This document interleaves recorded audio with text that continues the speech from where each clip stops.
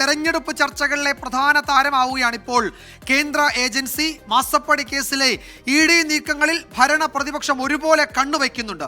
പ്രധാനമന്ത്രി മാസപ്പടി കേസ് പരാമർശിച്ചത് വെറുതെ അല്ല എന്ന സൂചന ശക്തമാക്കി EDയുടെ മിന്നൽ വേഗത്തിലുള്ള നീക്കങ്ങൾ ഇന്ന് നമ്മൾ കണ്ടു.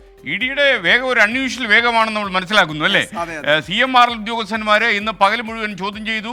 ഓരോ ആളിനെയും ED ഇപ്പോൾ ചോദ്യമുനയിൽ നിർത്തുകയാണ്. ഈ പോക്ക് എങ്ങോട്ടാണ് എന്ന ആശങ്ക പലർക്കുമുണ്ട്. മുഖ്യമന്ത്രിയുടെ മകൾ വീണ വിജയനെതിരായ നീക്കമാണോ ഇതെന്ന് പോലും സംശയിക്കുന്ന ആളുകളും കേരളത്തിൽ കുറവല്ല. എന്നാൽ മാസപ്പടി ചോദ്യങ്ങളോട് രൂക്ഷമായി പ്രതികരിച്ച് മുഖ്യമന്ത്രി ED നീക്കങ്ങളിലുള്ള, അതും പ്രത്യേകിച്ച് വേഗത്തിലുള്ള നീക്കങ്ങളിൽ അദ്ദേഹം അതൃപ്തി പ്രകടമാക്കിയെന്ന കേന്ദ്ര ഏജൻസികളെ എതിർക്കുന്ന കോൺഗ്രസിന് കേരളത്തിൽ ആ നിലപാടില്ല എന്നത് ഒരു പ്രത്യേക വസ്തുതയാണ്.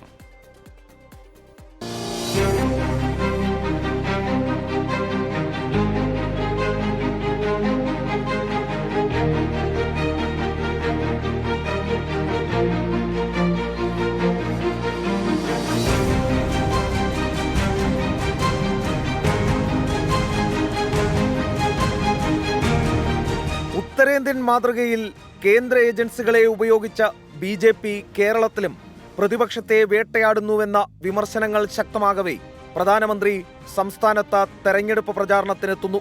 തൃശൂരിൽ കരുവന്നൂർ തട്ടിപ്പും കാട്ടാക്കടയിൽ മുഖ്യമന്ത്രിയെയും മകളെയും കടന്നാക്രമിച്ചും പ്രസംഗം. उस बैंक को CPM के लोगों ने पूरी तरह लूटकर कंगाल कर दिया. Cochin minerals and rutile limited से जुड़े एक और घोटाले में आरोपियों ने सीधे मुख्यमंत्री और उनकी बेटी तक को रिश्वत दिए जाने की बात स्वीकार की है. തെരഞ്ഞെടുപ്പ് യോഗം കഴിഞ്ഞ് പ്രധാനമന്ത്രി കളം വിട്ടതോടെ ED ഉദ്യോഗസ്ഥർ ഉണർന്നു. അങ്ങനെ ഇന്നലെ രാവിലെ 10:30 മുല്ലശ്ശേരി കനാൽ റോഡിലെ ED ആസ്ഥാനത്ത് വിളിച്ചു വരുത്തിയതാണ് CMRL ഉദ്യോഗസ്ഥരെ. Chief financial officer KS Suresh Kumar, senior manager NC Chandrasekharan, senior IT officer Anju Rachel Kuruvila എന്നിവർ. പക്ഷേ അവിടം വിടുന്നത് 24 മണിക്കൂർ കഴിഞ്ഞ് ഇന്ന് ഉച്ചയോടെ. വന്ന വരവിന് വീണ വിജയനുമായി ബന്ധപ്പെട്ട രേഖകൾ CMRL അധികൃതർ ഹാജരാക്കി. ആദായ നികുതി വകുപ്പ് ഇന്ററിം സെറ്റിൽമെന്റ് ബോർഡിന്റെ കണ്ടെത്തലിനാധാരമായ രേഖകളാണ് ഹാജരാക്കിയത്. എന്നാൽ കേസിലെ പ്രധാനിയും CMRL MDയുമായ ശശിധരൻ കർത്ത EDക്ക് വഴങ്ങിയില്ല. അസുഖബാധിതനാണെന്ന രേഖകൾ സഹിതം EDയെ അറിയിച്ച ശശിധരൻ കർത്ത ചോദ്യാവലി അയച്ചു നൽകിയാൽ മറുപടി നൽകാമെന്ന് അറിയിച്ചു. എന്നാൽ ശശിധരൻ കർത്തയ്ക്കും CFO സുരേഷ് കുമാറിനുമൊപ്പം മുൻ കാഷ്യർ വാസുദേവനുമടക്കം വീണ്ടും നോട്ടീസ് അയച്ച ED തിരിച്ചടിച്ചു. പ്രധാനമന്ത്രിയുടെ വരവും EDയുടെ നീക്കത്തിലെ അപകടവും തിരിച്ചറിഞ്ഞ മുഖ്യമന്ത്രിയും CPIയും കനത്ത പ്രതിരോധം തീർക്കുന്നുണ്ട്. ഇന്നലെയും ഇന്നും തുടർച്ചയായി പ്രധാനമന്ത്രിയെയും കേന്ദ്ര ഏജൻസികളെയും കടന്നാക്രമിച്ച് മുഖ്യമന്ത്രി തന്നെ നേരിട്ട് കളത്തിലിറങ്ങി.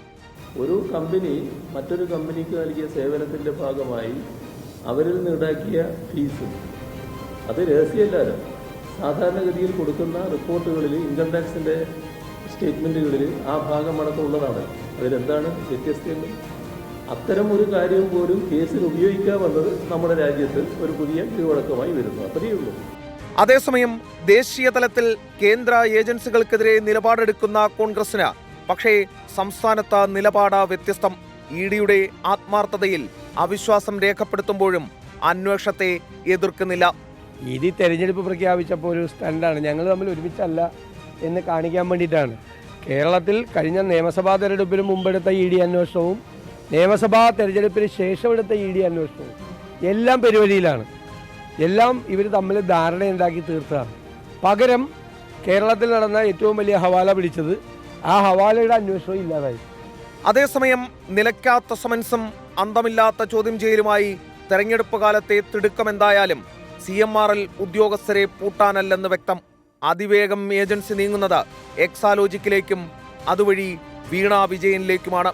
ഇരുട്ടി വെളുക്കും വരെ ചോദ്യം ചെയ്ത് പീഡിപ്പിച്ചെന്ന CMRL ഉദ്യോഗസ്ഥരുടെ ഹർജി ഹൈക്കോടതി അടിയന്തരമായി പരിഗണിക്കാതിരിക്കുക കൂടി ചെയ്തതോടെ EDക്ക് കാര്യങ്ങൾ എളുപ്പമായി.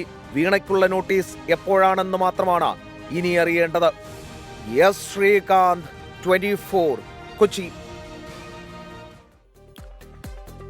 ഇങ്ങനെ ഇ ഡി ഒരു അൺയൂഷ്വൽ സ്പീഡ് അവലംബിച്ചിരിക്കുകയാണ്. ഇഡിയുടെ ലക്ഷ്യം എന്താണെന്ന് നമുക്ക് ഇപ്പോഴും അറിയില്ല. ഇപ്പോഴും ഈ CMRL ഉദ്യോഗസ്ഥരെ ചോദ്യം ചെയ്തുകൊണ്ടിരിക്കുകയാണ്. ഉച്ചയ്ക്ക് ശേഷം വിളിച്ചു വരുത്തി അവരെ ചോദ്യം ചെയ്യുകയാണ് ഇപ്പോഴും. ഇന്നലെ തുടങ്ങിയ ഒരു ചോദ്യം ചെയ്യൽ രാവിലെയാണ് വിട്ടത്. അതെ. ഇത്രയധികം മണിക്കൂറൊക്കെ മനുഷ്യർക്ക് പിടിച്ചു വെക്കാൻ കഴിയുമെന്നാണ് ഞാൻ ആലോചിച്ചത്. അതായിരിക്കും ഇ ഡി ഉദ്ദേശിക്കുന്നത്.